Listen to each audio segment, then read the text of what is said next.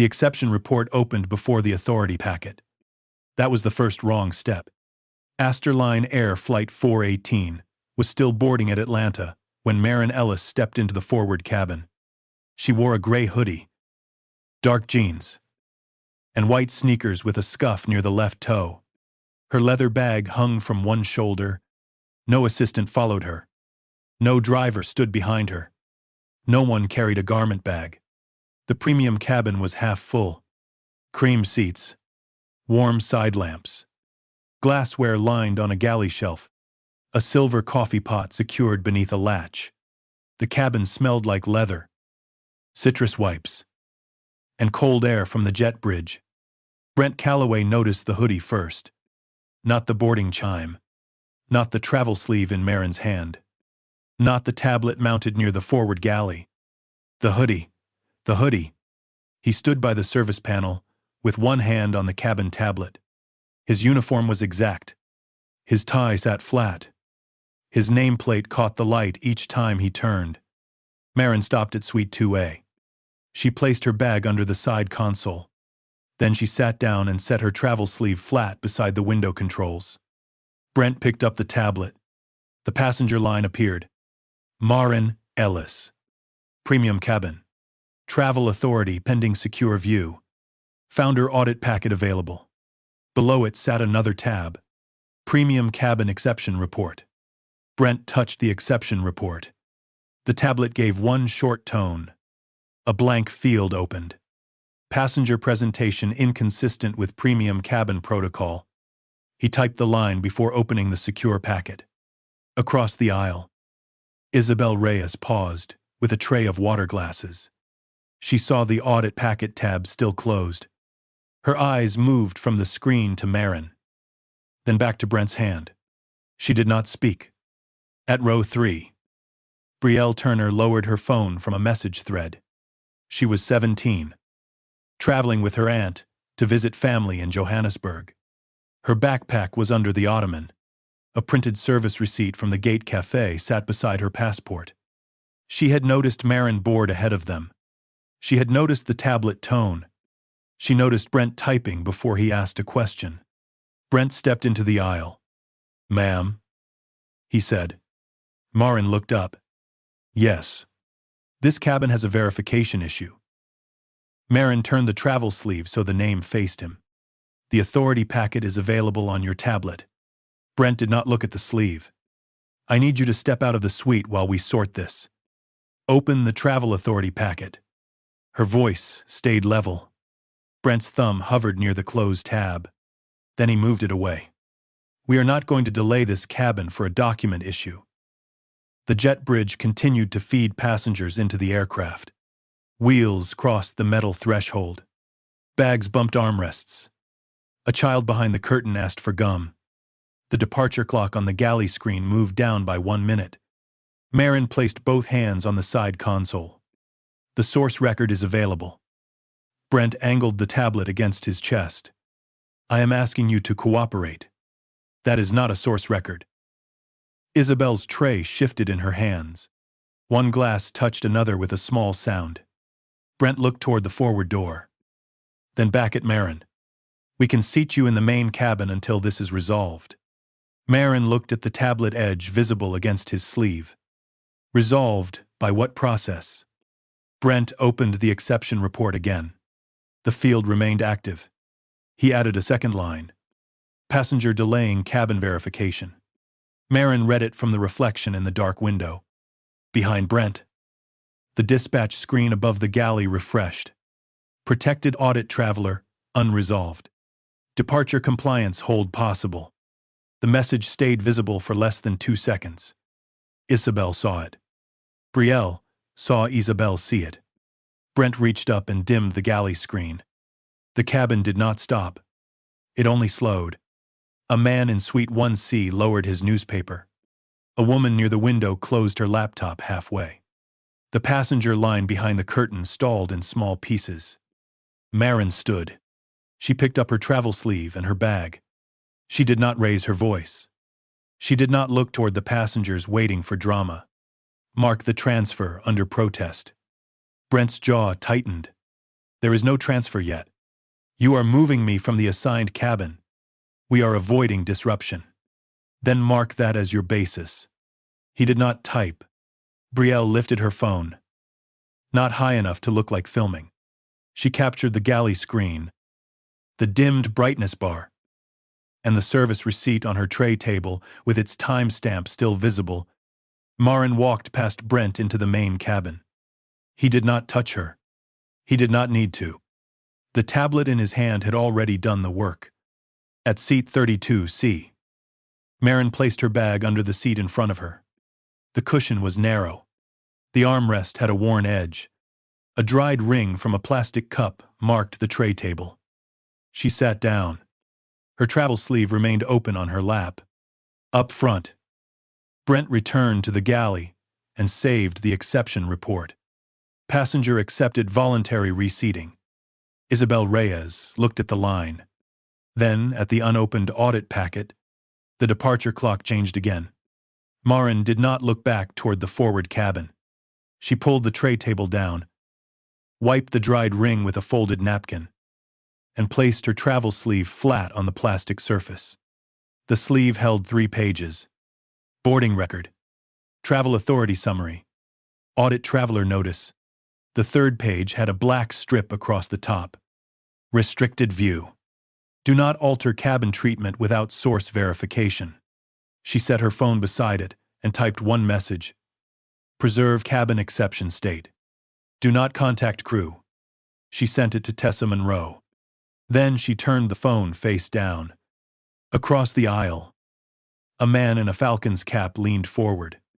They moved you from up there. Marin looked at him once. They entered a report before opening the source record. The man blinked. That sounds bad. It is specific. Brielle Turner heard the sentence from row 31. She looked down at her phone. The photo she had taken showed the galley screen dimmed. Brent's tablet angled toward his chest, and the service receipt beside her passport. Time printed at the bottom. Gate Cafe. Atlanta Terminal F. 11:28. She did not post it. She saved it twice. Up front, Brent Calloway stood inside the galley with the cabin tablet braced against the counter. The forward door was still open. The ramp agent waited with one hand on the frame. Cabin status, the ramp agent asked. Brent held up one finger. Not ready. He opened the report again. Passenger accepted voluntary reseating. He added, cabin disruption avoided. He did not add under protest. Isabel Reyes stood beside the coffee latch. She asked for under protest. She said. Brent did not turn. She accepted the seat. She walked because you told her to move.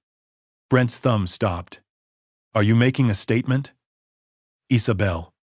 Her eyes moved to the unopened packet tab. No. Then pour water. Isabel picked up the tray again. The dispatch screen brightened on its own. Protected audit traveler unresolved. Departure compliance hold possible. Brent reached up and touched the brightness control. The message dimmed until it was barely readable. The ramp agent watched his hand. Do we have a hold? No. Brent said. The ramp agent looked at the screen again. It says, possible hold. It says possible. Brent closed the galley panel.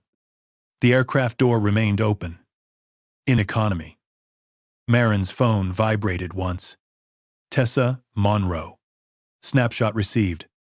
Cabin exception state preserved at 11:32. Secure packet unopened. Marin read the message and did not answer. She slid the phone back beside the travel sleeve. Isabel came down the aisle with water. She stopped at 32C and placed one cup on Marin's tray table. Her hand covered the cup for 1 second. Beneath it, a folded service slip. Marin did not touch it until Isabel moved away. The slip was blank on the front. On the back, written in small block letters, audit packet unopened when moved. I saw it. I.R. Marin folded the slip once and placed it inside the travel sleeve. Brielle watched the movement. Her aunt touched her wrist. Leave it alone. Brielle looked at the phone in her lap. I'm not posting it. Her aunt lowered her voice. Then what are you doing? Keeping the time. The cabin finally closed at 11:41. The aircraft pushed back 6 minutes late. Brent made the welcome announcement from the forward galley. His voice sounded smooth through the speakers. Thank you for your patience during a routine cabin adjustment. Marin looked at the speaker above row 32. Routine cabin adjustment. She wrote the phrase on the bottom of her boarding record. The man in the Falcon's cap looked over. You write everything down. Only what changes. The plane climbed out over Georgia under a thin layer of cloud. The seatbelt sign stayed on longer than usual. In the forward cabin, Brent checked service orders and pretended not to notice the red dot beside the audit packet. Restricted item pending. He could not open it. His login was not high enough. He opened a crew contact panel instead. Destination Security Liaison. Pre-arrival note. He typed slowly. Identity impersonation concern involving passenger Marin Ellis. Premium cabin verification unresolved. Passenger relocated without incident. He paused over the last word. Then he saved it. The note transmitted to Johannesburg. In Atlanta, Tessa Monroe's legal operations screen received the same event through a different channel. The cabin exception report had changed twice after the protected audit alert. She opened a preservation file. Airline Air. Flight 418. Cabin source conflict. She attached the first snapshot, then the second, then the pre-arrival note. She did not call the aircraft. She did not call Brent. She sent one request to secure records. Freeze packet access trail. The system answered in a gray box. Preservation hold applied. In row 32. Marin leaned back against the narrow seat. The plane crossed the coastline. No one in the cabin spoke her title. No one needed to yet. The record had started moving. The aircraft landed in Johannesburg under a white afternoon sky. The wheels touched once. Then again. The cabin moved forward in one soft wave. Seatbelts tightened. Cups shifted on trays. A child behind Marin asked if they were in Africa yet. Marin closed the travel sleeve and placed it inside her bag. She did not stand when the seatbelt sign turned off. She waited for the aisle to clear. Up front, Brent Calloway stood near the open aircraft door with the cabin tablet in his left hand. His uniform looked the same as it had in Atlanta. His face did not. The pre-arrival note had already reached airport security. Identity impersonation concern. Premium cabin verification unresolved. Passenger relocated without incident. He had written all 3 lines. None of them named the source record he refused to open. Isabel Reyes stood behind him with a stack of customs cards. Her service tablet showed one unsent cabin supplement. Audit packet unopened at time of reseating. Passenger requested under protest notation. She looked at the send button. Then at Brent. He was watching the jet bridge. She pressed send. The tablet gave one quiet tone. Supplement received. In row 31. Brielle Turner waited until her aunt stepped into the aisle. Then she opened the passenger care portal on her phone. The airport Wi-Fi loaded slowly. She uploaded the photo. Galley screen dimmed. Service receipt timestamp. Brent's tablet turned away. She added one sentence. Passenger moved before protected audit alert was resolved. She did not post it online. She submitted it. At the aircraft door, 2 airport security officers appeared. The first was Duncan Vale, security liaison for international carrier arrivals. His badge sat high on his vest. His tablet was already open. The second was Noah Bell, younger, with a notebook tucked behind the tablet case. He looked at the cabin, then at the screen, then at Brent. Passenger Marin Ellis. Duncan asked. Brent nodded toward the main cabin. 32C. Marin stepped into the jet bridge with her bag on one shoulder. Duncan moved into her path. Miss Ellis. We need you to come with us. Marin stopped. What is the source record? Duncan blinked once. We have a carrier security concern. What source record created it? Duncan looked down at his tablet. Cabin exception report. Marin held out the travel sleeve. The authority packet is the source record. Duncan did not take it. We will review that downstairs. Noah Bell's thumb moved over his own screen. The detention form had 3 fields. Carrier report. Verified identity source. Traveler response. Only the first field was complete. He looked at Duncan. Sir. Verified identity source is blank. Duncan did not turn. Completed after intake. Marin heard the sentence. So, the detention comes before verification. Duncan's face stayed flat. Ma'am. Step this way. She did. No resistance. No raised voice. Passengers slowed behind her. Brielle stood at the edge of the jet bridge and watched Noah scan the evidence tray barcode before Marin's phone went into it. Tray number, JNB, 16, blue. Time, 4:48. Brielle typed both into her notes. The holding room was not underground. It sat behind a frosted glass door near the immigration corridor. Gray chairs. 1 camera in the corner. A metal table with a laminated rights sheet under scratched plastic. Marin sat on the chair nearest the camera. Her bag was placed on the table. Her phone was in the blue tray outside. Duncan opened the interview screen. State your full name. Marin Ellis. Reason for premium cabin conflict. You have the wrong file. Duncan looked at the cabin exception report. It says, premium verification, unresolved. Because the crew member refused the packet. Crew report says you accepted relocation. Check the under protest field. Duncan tapped once. The field was empty. Marin looked at the screen. Empty is not the same as no request. Noah wrote that line down. Outside the room, Brent appeared in the corridor. He should have gone to crew debrief. Instead, he stood beside the glass panel, pretending to read his phone. Duncan opened the door halfway. You cannot be here during intake. Brent lowered his voice. She is making this larger than it is. Marin looked toward the doorway. Preserve your source record. Brent's jaw moved. No words came. At 5:12, Tessa Monroe's legal authorization reached the airport liaison desk.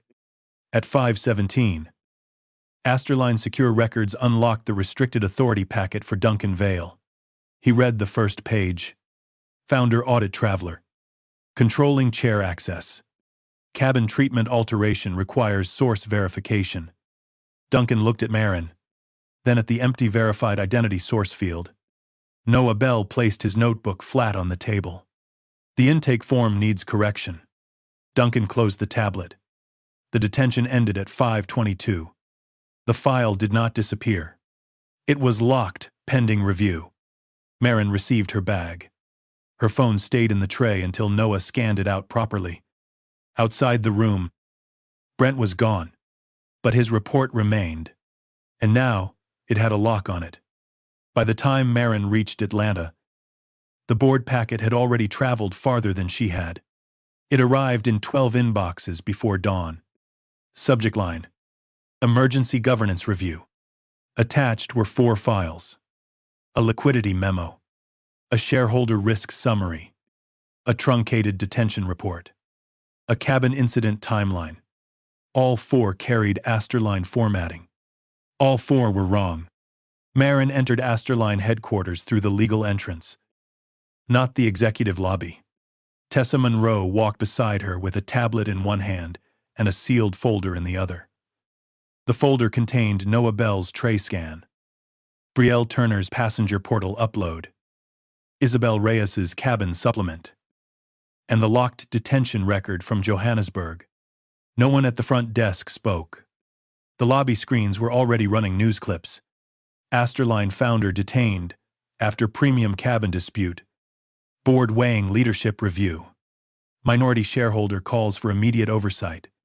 Marin looked at the screen once. Then she kept walking. The emergency board meeting was held on the 46th floor. Long glass table. 12 chairs. 3 empty coffee cups. One wall screen split between financial charts and a frozen image of Marin leaving the Johannesburg holding room. Graham Tate stood at the head of the table.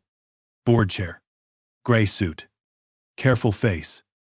He held a printed memo with red flags marked in the margins. Lowell Pierce sat 2 seats away. Already comfortable. He owned less than a controlling stake. He acted like the room had forgotten that. Marin placed her folder on the table. Graham spoke first. Pending review. The board believes you should step aside. Marin sat. Based on which source record? Graham looked at the memo. The package we received this morning. That is not a source record. Lowell leaned back. It is enough to protect the company. Tessa opened her tablet. Anika Rao, seated near the far end, had not spoken yet. Her pen rested across her notebook. She looked from the detention image to Marin's sealed folder. What is the original file hash on the liquidity memo? Anika asked. Graham paused. Lowell's eyes moved to her. That level of technical delay is exactly how companies lose market confidence. He said. Anika did not look at him. I asked for the hash. Tessa connected her tablet to the wall screen. Malik Shah entered from the side door with a laptop bag over one shoulder. He was not wearing a suit. His badge read Forensic Systems. He placed the laptop down and opened the audit console. The first board packet appeared on screen. Uploaded externally. Vendor credential. Pierce Strategic Media. Timestamp. 2 hours after Johannesburg detention. Marin watched Lowell. He did not move. Malik opened the cabin timeline attached to the packet. The board version started with passenger relocation. It did not show the first exception report. It did not show the unopened audit packet. It did not show the under protest request. Tessa placed Marin's folder under the document camera. One page appeared on screen. Cabin exception created before authority packet access. Another page. Passenger care upload received from Brielle Turner. Another. Cabin supplement. Audit packet, unopened at time of reseating. Another. Detention intake. Verified identity source, blank, at time of hold. Graham looked smaller with every page. Lowell stood. This is a governance crisis. Not a clerical exercise. Marin turned toward him. Then preserved the clerical record. The room went quiet. Lowell opened his own folder and slid a court-stamped document across the table. Emergency injunction. He said. Temporary restriction on founder account access pending financial review. Tessa picked it up with 2 fingers. The seal was real. The claims attached to it were not. Graham read the first page and exhaled through his nose. Until the court sorts this out. Access freeze applies. Anika closed her notebook. Without checksum review. Graham did not answer. The wall screen refreshed. Founder admin access. Limited. Treasury Authority. Temporary hold. Board packet review. Active. Marin's phone vibrated. Root partnership suspended pending clarification. Credit desk requests verified financials. Payroll funding review flagged. The room had moved from insult to operation. That was Lowell's real pressure point. Not the hoodie. Not the cabin. Payroll. Roots. Credit. Marin stood. She gathered none of the board packet pages. Only her sealed folder. We are moving this to legal preservation. Lowell smiled. You are locked out. Marin looked at the wall screen. Limited access is not silence. Tessa unplugged the tablet. Malik copied the audit console export to a clean drive and sealed it in a small evidence sleeve. He wrote the time across the label. Anika stood last. I want notice of every version change. She said. Graham looked at her. You are making a choice. Yes. Anika said. I am choosing the file that existed before the story. Marin left through the side corridor with Tessa, Malik, and Annika behind her. Outside, Atlanta traffic moved below the glass like nothing had happened. Inside the sealed drive, the first timestamp stayed unchanged. The court order arrived before the forged file finished circulating. Tessa Monroe printed it on white paper and placed it beside the sealed drive. Preservation order granted. No deletion. No overwrite. No private correction. Marin read the first page. Then the last. Judge Helena Morris had signed it at 8:42 in the morning. The order covered board packets, cabin records, detention records, vendor credentials, shareholder communications, and all financial files attached to Lowell Pierce's emergency injunction. Tessa slid another folder across the table. Regulator opened a parallel review. Marin looked at the header. Department of Transportation. Inspector Mara Quinn. Carrier Treatment and Security Referral Integrity. The legal office stayed quiet. No one celebrated. The printers kept working. Malik Shaw sat at the far table with two monitors open. One showed document hashes. The other showed access logs. He clicked once. The asset misuse package came in last night. Tessa looked up. From Lowell. From a third-party compliance mailbox.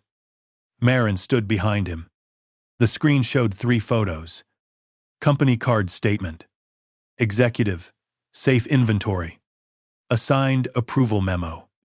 The memo carried Marin's signature. Malik enlarged it. The signature is lifted from last year's root authorization. He opened the metadata panel. Created after the detention. Modified from a device registered to Pierce Strategic Media. Transferred through an outside legal intake folder. Tessa wrote the sequence on a yellow pad. Marin did not speak. Malik opened the evidence transfer sheet. The intake seal number ended in 7-1. The photo label showed 7-9. The transfer timestamp placed the file in Atlanta, while Marin's phone was still inside the blue evidence tray in Johannesburg. Tessa pulled Noah Bell's scan from the folder. Tray JNB 16 blue. Phone scanned in at 4:48. Phone scanned out at 5:23. No device access. Malik said. No personal upload. Tessa added. Marin looked at the forged memo again. Who received it first? Malik searched the header path. Lowell's counsel copied Graham Tate before the regulator. Tessa's pen stopped. So the board saw it before the agency did. Yes. At 11:10. They entered Judge Morris's courtroom. No cameras were allowed. Lowell Pierce sat at the respondent table in a navy suit. Graham Tate sat behind him. Not beside him. Annika Rao sat on the opposite side of the gallery with a binder on her lap. Judge Morris entered without looking at the room. Everyone stood. Then sat. Lowell's attorney spoke first. He called the files troubling. He called Marin's leadership unstable. He called the Johannesburg detention evidence of operational risk. Judge Morris let him finish. Then she turned to Tessa. Source record. Tessa stood and handed up the sealed timeline. 1. Brent Calloway created the cabin exception before opening the authority packet. 2. Marin requested under protest notation. 3. The notation was omitted. 4. Johannesburg detention began with verified identity source blank. 5. Fake financial files were uploaded while Marin's phone was in security custody. 6. The upload credential traced to Lowell's vendor account. Malik took the stand after her. He did not use dramatic words. He explained hashes. He explained metadata. He explained that a file created after an event could not prove conduct before the event.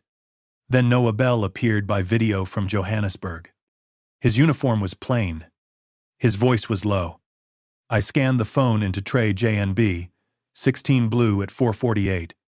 It did not leave custody until 5:23. Judge Morris looked at the sheet. Was verified identity source complete at detention? No. Your Honor. Brielle Turner's passenger receipt came next. Gate Cafe. 11:28. Photo submitted through passenger care portal. It showed the dimmed galley screen, and Brent's tablet turned away from the audit packet. Isabel Reyes's supplement followed. Audit packet unopened at time of reseating.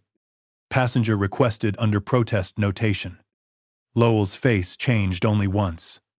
When Tessa opened the escrow file, Airline Air founder-controlled compliance transition. Employee safety trust allocation. Minority shareholder fraud clause. Forced divestiture upon verified sabotage. Falsification. Or interference with safety review. The room stayed still. Tessa placed the signed escrow summary under the document camera. The date was 2 weeks before the flight. Marin had not been improvising revenge. She had been auditing the company before transferring part of it to an employee safety trust. Lowell had tried to break the audit before the transfer closed. Judge Morris read the clause twice. Then she closed the folder. This court will not determine corporate morality today, she said. It will determine whether the condition was triggered. She looked at the evidence table. It was. Lowell stood too quickly. Your Honor, sit down. He sat. The order was entered at 12:36. The injunction was narrowed. The forged packages were invalidated. The escrow fraud clause was allowed to proceed.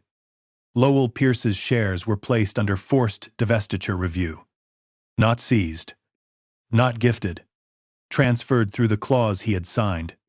Marin left the courtroom with the same sealed folder she had carried in. Outside. Reporters shouted questions. She did not answer them. Tessa handed her one page. Exception source confirmed. Forgery package void. Escrow clause activated. Marin folded it once and placed it inside her travel sleeve. The sleeve had survived the cabin. Now it held the court record. The correction did not arrive as a headline. It arrived as a maintenance release. Airline Air pushed the update to every cabin tablet at 4:12 in the morning. Authority packet required before exception report. Under protest field cannot be skipped. Security referral requires verified source record. The next time a crew login opened the exception screen, the button stayed gray until the authority packet loaded first. Brent Calloway saw the update from an administrative conference room. Not a cabin. His badge lay on the table in a clear sleeve. His tablet access had already been suspended. Across from him sat one labor representative, one safety compliance officer, and one investigator from the carrier treatment review team. The investigator read from the file. Exception report created before source verification. Passenger relocation recorded as voluntary after under protest request. Foreign security referral submitted without authority review. Brent looked at the timestamp chain on the screen. It did not move. His termination was not dramatic. His crew duty authorization was revoked. His security referral privileges were canceled. His false report stayed in the training archive with a red label across the top. Source record unverified. In Johannesburg. Duncan Vale lost the Airline liaison contract. The airport review did not call him cruel. It said the detention began before verified identity source was complete. That was enough. Noah Bell's statement was attached to the file. His tray scan stayed in the evidence index. The blue tray number appeared in the final report exactly as he had written it. JNB, 16 blue. Phone in custody. No device access during forged upload window. A second correction went to the airport security database. Identity impersonation concern withdrawn. Detention basis invalid. Carrier referral unsupported. Marin's name came off the restricted incident queue before noon. At headquarters, Graham Tate resigned from the board after the governance review. His final vote record was corrected. Attempted access restriction before checksum review. Anika Rao was appointed interim compliance chair. Her first board memo was 1 page. No emergency vote on altered files without forensic verification. No detention file accepted without source record. No cabin incident used for governance action until original packet version is preserved. Lowell Pierce fought the divestiture for 13 days. Then the escrow clause moved without him. His shares were not handed to Marin.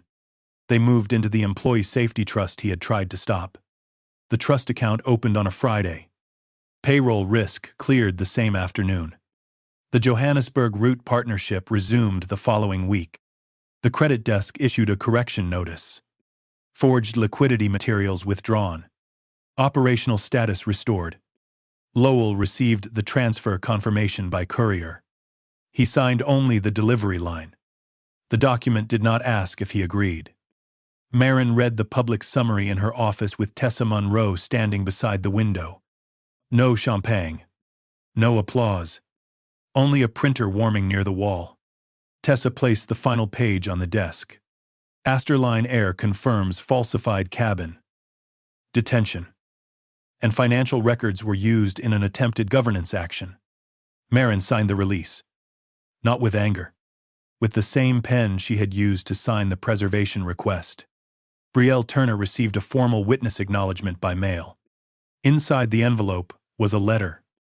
Not a gift card. It thanked her for preserving the timestamp through the passenger care portal.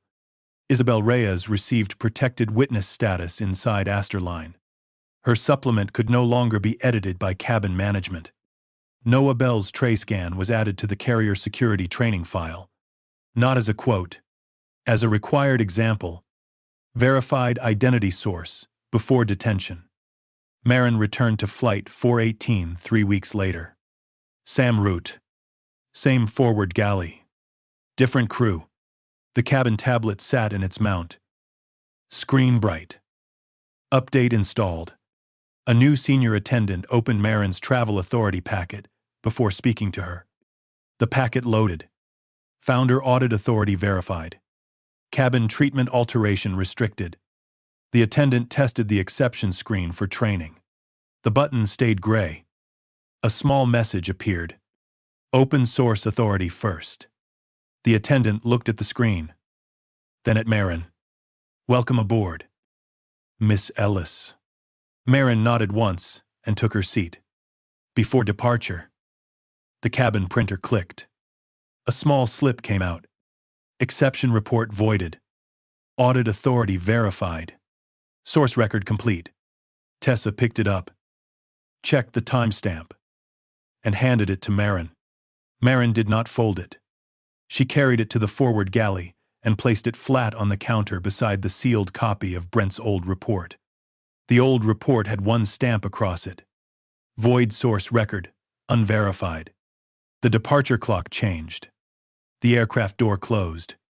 The tablet stayed open on the source authority page. The gray button stayed locked until the truth opened first. This story is fictional.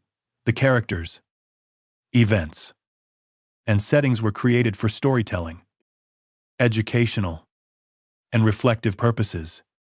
Any resemblance to real people or real events is purely coincidental.